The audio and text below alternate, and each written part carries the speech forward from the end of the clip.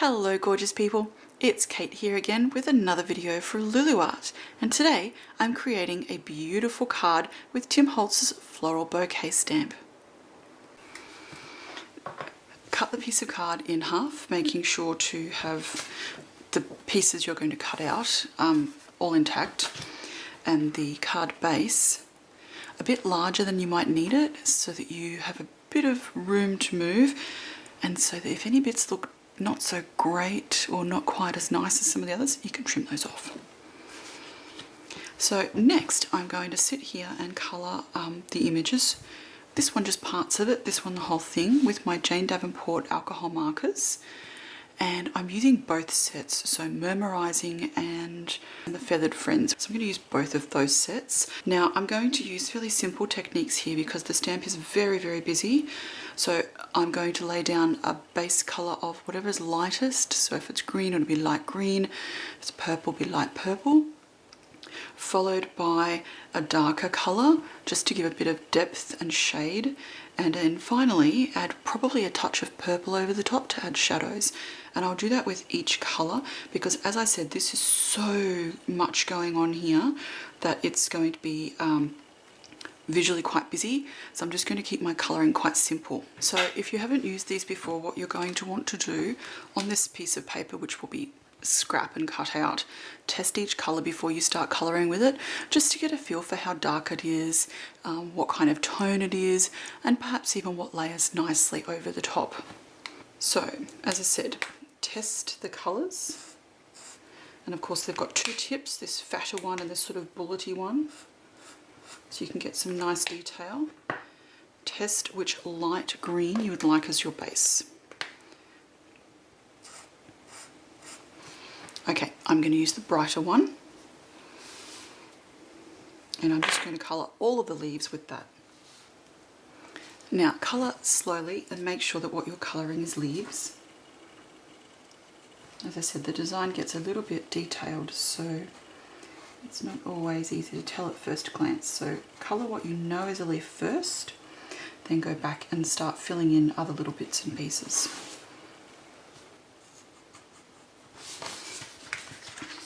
Keep turning the card and make sure you're looking at it from different angles. Time to add a little bit more depth to the leaf colours, and I've just got markers. So that original marker I used was Toucan, and now I've got Parakeet and Lorikeet, and I'm just going to go over with both of these colours to darken up the leaves, just for a little variation. Now wherever it's darker on the image, use the darker marker. Part of the reason I chose the blue ink, the Paris Dusk, is because I know how beautifully it's going to blend in with these greens and purples that I'm planning to use. Right, so that's just added a few extra touches to the green, and lastly for the Parakeet. Now I'm just going to use the fine end of the Parakeet and just use it to add an extra layer of depth to some of these leaves. Okay, so what I've discovered is I can start with a base of Wing. Alright, so starting with the palest purple marker, which is Wing, don't colour in the flowers, just colour over the darker areas of blue ink to give them a little bit more depth. You don't want to take away too much of the light white areas on those flowers, or else it's going to look very flat and plain and boring. So just start slowly by adding a little bit of Wing to wherever the darker areas of ink are, wherever there's more ink. Now in some instances you'll want to use the fat end, in some instances the skinny end, just whatever is working, and just go over some of those darker bits. Now some areas you'll want to do strokes, others little dots, just whatever is needed to add a little bit of colour on here without completely covering the detail on the image. But again, remember, don't cover up all of those beautiful light white bright areas. You'll need those later. Now if you only have a few limited colours of alcohol marker, you can create depth and tone by going over and then going over again with the same colour, which will make it a little bit darker. That's just what I'm doing here. Alright, so at this point I'm going to get the colour called Mountain Gem, which is quite dark. I'm just going to get the very fine tip here and use this to add a little bit of much darker colour to my design. Now use the original colours as a guide, so wherever the ink is darker, start there. Now very carefully add a little colour to some of those flowers.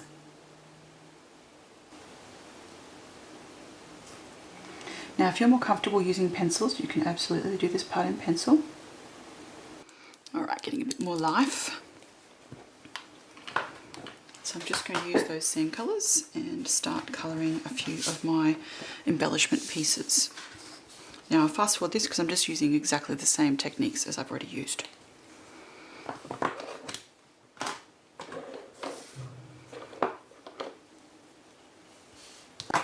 Play with the layering and see where you like the look of things. And then we can move on to the background. Now that I've got some colour on here, I've been able to decide to cut the card down. It's not quite A6 normal card size, it's slightly bigger, but I think it shows off all of the best bits of the image. So now it's time to add a little background colour, and I'm going to use a few stencils to add a bit of extra zing. And I've got the Stampers Anonymous Concerto and Speckles, and this one's just got lots of little spots, and this one's Music Notes. So I'm going to start by using some archival ink and add just a bit of almost a border to this. So I'm going to start with pale ochre.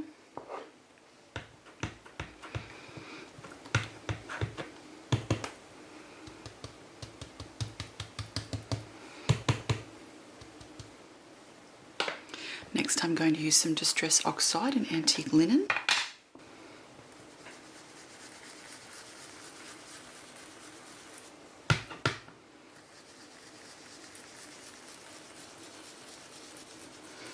Now as you gradually get less and less ink on the little applicator, move closer to the flowers and colour a little bit over the top there. And that way it just blends that colour onto the flowers without making it too strong. So start from the edges and then sort of use it to blend across. Alright, so once that first colour is done, and that's the Antique Linen Distress Oxide, go over with the Antique Linen Distress ink. Just a few little swipes. And then I'm going to use the Gathered Twigs Distress ink just to darken up those edges. And you can see the beautiful subtle background effect from that lovely concerto stencil.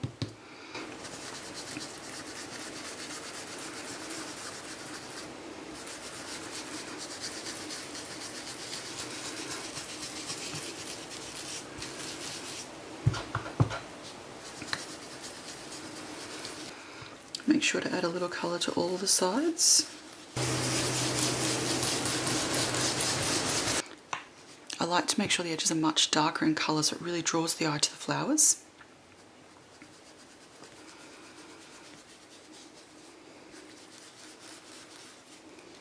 Right, so that's it for the Gathered Twigs, another Distress ink. Now it's time to add a few little splatters. Now I'm also going to do this with the little Distress ink tool because it allows me to be a bit more precise. So I'm going to start with Distress Oxide in Peeled Paint.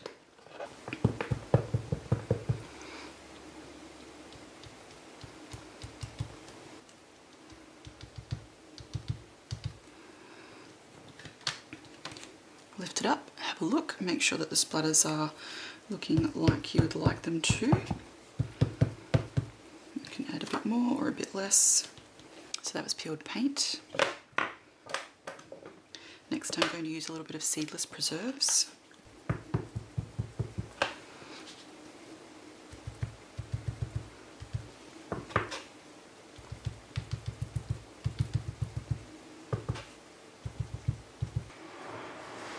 and Lucky Last Shaded Lilac.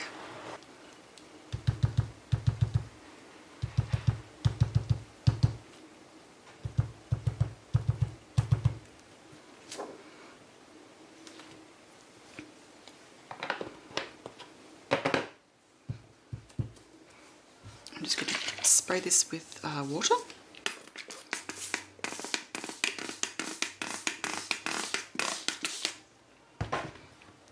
And then lay it across the Distress ink face down.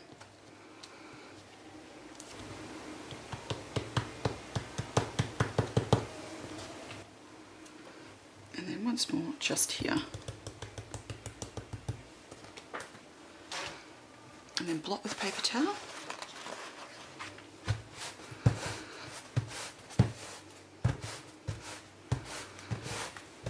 Which will take some of the water and colour off.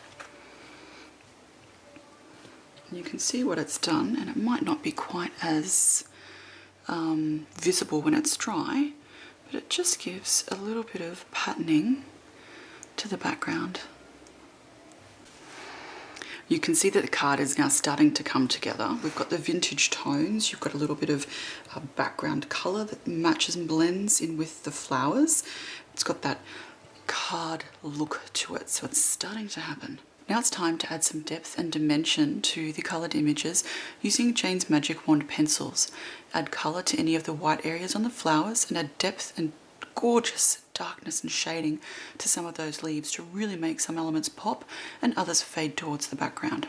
It's time to move on to colouring the berries with the Jane Davenport Magic Wands. Now these are lovely and creamy, and I'm sticking to just a few colours for this. And as I did with the alcohol markers for the base, for the top sections I'm just following the stamped images. So I'm laying down the lighter colours where there is the most light, the most open space on the image, and the darker colours where you've got the pattern, design and shading. Now I'm really only using a couple of colours here, especially for the purples, and adding a little white at the end just for some highlights. And this is working so beautifully. I'm getting lovely rich colours on here that are coordinating with that background, because I've used the same Magic Wand pencils to colour the background image, but just not as darkly. So I have not added quite as much colour on the background images as I have on the foreground, just so that there's a bit of differentiation between the back, which I want to sort of fade a little, and the front, which I really want to pop out. Use the darker coloured pencil to pick out some of the shapes and add a bit more definition to the flowers. It doesn't even matter if it's a dark purple or a dark blue, it just adds a little bit of bit more shape, because you tend to lose it as you colour. So just add that in a little bit here. Now I'm probably going to cover up this flower with my little buds and berries, but that doesn't mean you shouldn't add some detail on this as well, because you never know what parts are going to peek out. Now you can also go and emphasize some of the leaves if you like, because when you go over these with the Distress Oxide ink, sometimes they get a little bit pale. Just don't go too dark.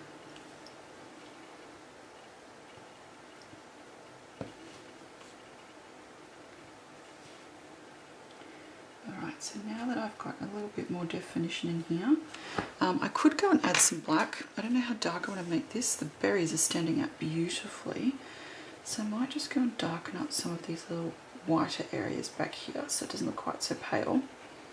Now I'm just using the black pencil, but I'm using it very, very lightly so that the colours underneath still show through. Now I've also used that same picking out the shapes section on some of these really pale flowers over here, just to give them a little bit of oomph. Now with the berries back here, I'm going to very carefully add some of this black, just to help pick out their shape, because as I was saying, they tend to lose it a bit as you colour. Just don't go too hard, you're not trying to give them black outlines.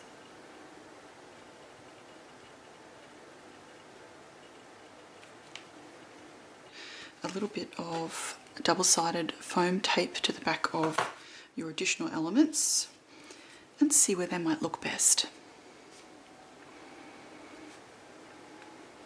Alright, so I've just got some expressive foam tape here, which is my favourite. These guys make the best tapes. And I've got 2 different sizes. And then I have this little sprig of leaves. Now I'd actually done another flower, but I don't think it needs it. Okay. Alright, so now I've got the main elements of the card, and it's time to start adding the final touches. So it might be a little bit of text, might be a bit of ribbon, a bit of shimmery stuff, knowing me. We're almost there.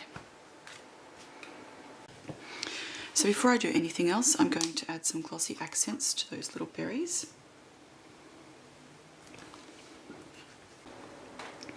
Now, to finish off this gorgeous card, now that all of the elements are dry, I'm going to use a gorgeous little chipboard hello and sit it here.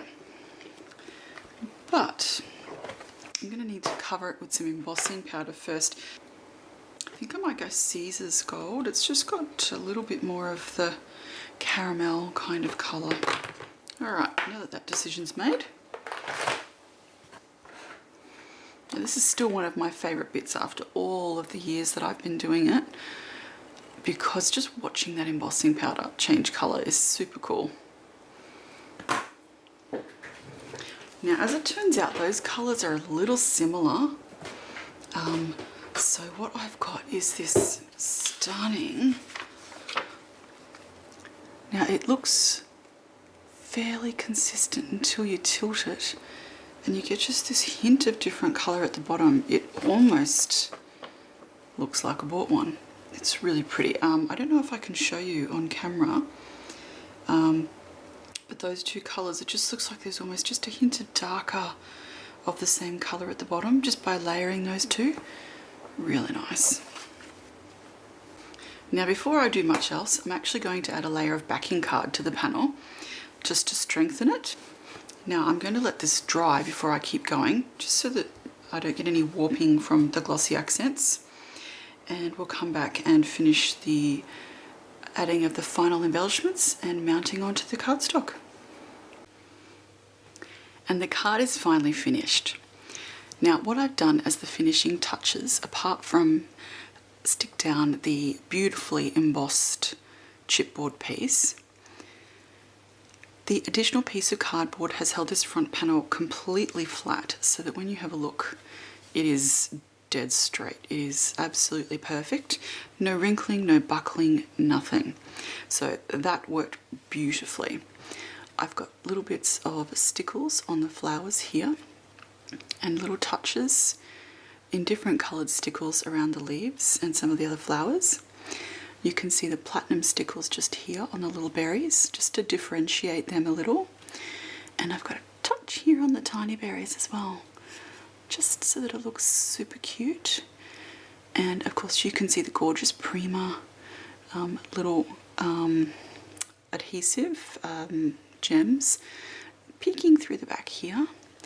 And then I've got these gorgeous little black miniature balls, again from Prima, and some wonderful chunky glitter just sort of peeking out from behind that flower cluster, just to accentuate that raised section, so it's a little bit different from the background, and so it really stands out. So I hope you have enjoyed my Mother's Day, hello, birthday card, whatever you would like to make it. I'll be giving this to my mum for her 70th birthday, and I hope she enjoys it. It's in some of her favourite colours. So I hope this has shown you a few things that you can do with some of those beautiful distress ink pads, and at least one idea for how you can use that beautiful bouquet stamp from Tim Holtz and Stampers Anonymous. And you know, I'll be back with more very soon. Bye!